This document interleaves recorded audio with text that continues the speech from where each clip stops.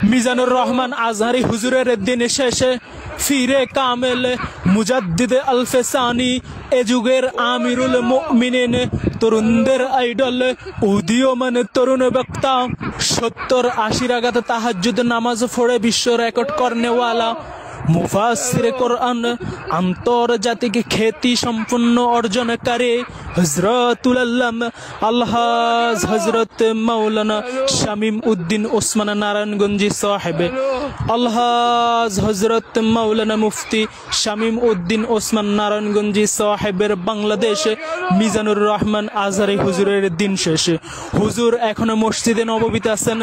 মসজিদে নববীর সফর শেষ করে ইনশাআল্লাহ অতি শীঘ্রই বাংলাদেশে গিয়ে প্রধান বক্তা হিসাবে আসন অলঙ্কিত করবেন। কাহারো যদি সিরিয়াল লাগে আমার সাথে যোগাযোগ করবেন। হুজুর এখন ধ্যানমগ্ন আছেন।